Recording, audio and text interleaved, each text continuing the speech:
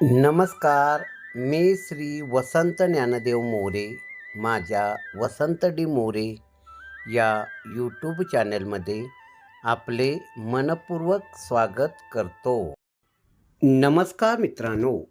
आज आपण माझ्या या व्हिडिओमधून इयत्ता 9वीच्या वर्गातील विज्ञान आणि तंत्रज्ञान या पुस्तकामधील पाठ क्रमांक 17वा जैवतंत्रज्ञानाची ओळख यामधील घटक ऊती, सरळ आणि जटिल ऊती, तसेच प्राणी ऊती यामधील अभिस्तर ऊती याविषयी सविस्तरपणे माहिती जाणून घेऊया.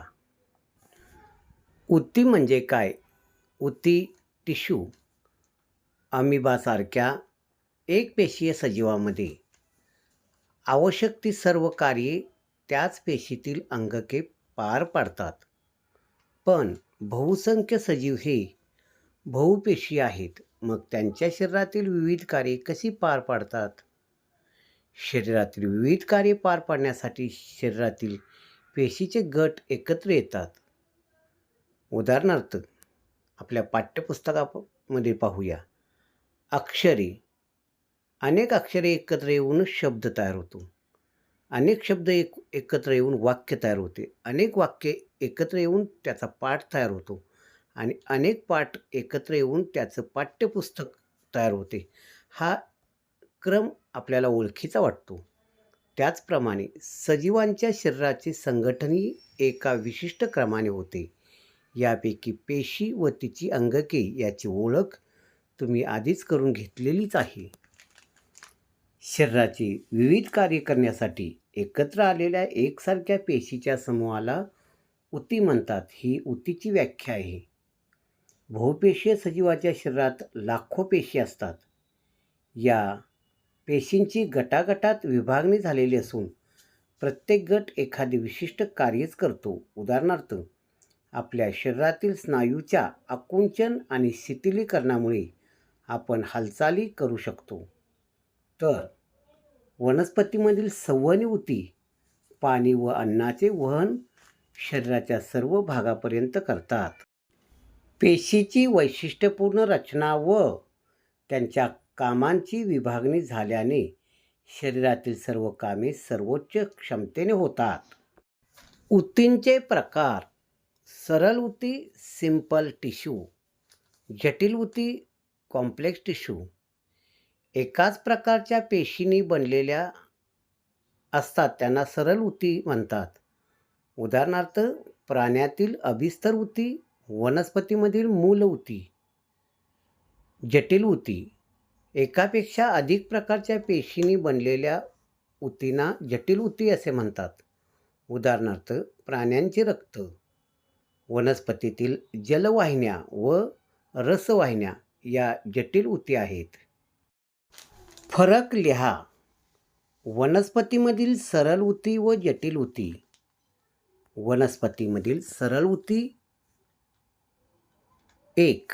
सरळ ऊती एकाच प्रकारच्या पेशींनी बनलेल्या असतात. तर जटिल ऊती अनेक प्रकारच्या पेशींनी बनलेल्या असतात.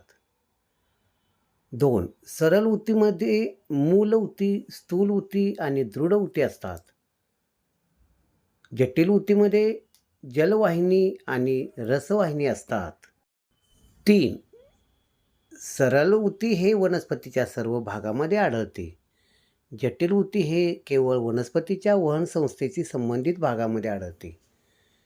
4. सरळ ऊती या ऊती अनेक कार्ये करतात, जसे की मोकळ्या जागा भरणे, आधार देणे, अन्न साठवणे इत्यादी. जटिल ऊती. 4. या ऊती प्रामुख्याने अन्न व पाण्याच्या वहनाचे कार्य करतात. मुलांनो, विचार करा. वनस्पती व प्राणी यांची शरीर रचना व कार्ये सारखीच आहेत का? वनस्पती स्थिर असल्याने त्यांच्या बहुतेक ऊती या आधार देणाऱ्या असतात. काही ऊतीमध्ये मृत पेशी असतात व त्यांना जास्त देखभालीची गरज नसते. वनस्पतीची वाढ त्यांच्या शरीराच्या ठराविक ठिकाणीच होते, जिथे विभाजक ऊती असतात.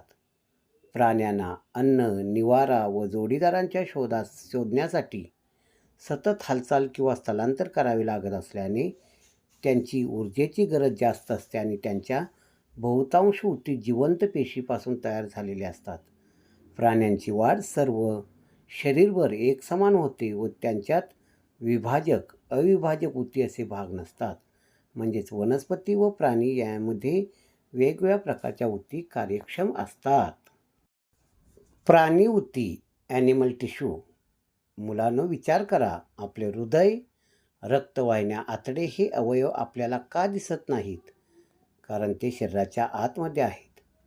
प्राण्यांच्या शरीरात अनेक अवयव एकत्र येऊन कार्य करत असतात.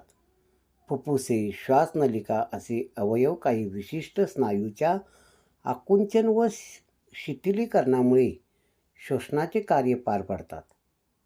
विविध प्रकारच्या ऊती अवयवामध्ये विविध प्रकारची कार्य करतात. या कार्यानुसार ऊतीचे वेगवेगळ्या प्रकारात वर्गीकरण केलेले आहे. प्राणी ऊतीचे अभिस्तर ऊती, संयोजी ऊती, स्नायू ऊती व चेता ऊती हे प्रमुख 4 प्रकार आहेत. अभिस्तर ऊती इपिथेलियल टिश्यू. व्याख्या: प्राण्यांच्या शरीरातील संरक्षक आवरणांना अभिस्तर ऊती असे म्हणतात. या ऊतीच्या पेशी एकमेकींना घट्ट चिकटलेल्या व अखंड थराच्या स्वरूपात आढळतात.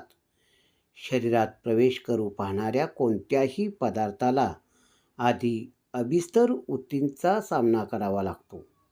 अभिस्तर ऊतीतील पेशी त्यांच्या खाली असलेल्या इतर ऊतीच्या पेशीपासून तंतुमय पटलाने वेगळ्या झालेल्या असतात. त्वचा, तोंडाच्या आतील स्तर, रक्तवाहिन्याचे स्तर, फुफ्फुसातील वायुकोशाचा स्तर इत्यादी अभिस्तर ऊतीपासून बनलेले असतात. खाली अभिस्तर ऊती याची आकृती दाखवलेली आहे ती पहा. अभिस्तर ऊतीचे प्रकार. आपण नाव, आकृती, कुठे आढळतात, स्वरूप आणि त्यांचे कार्य यानुसार पाहूया.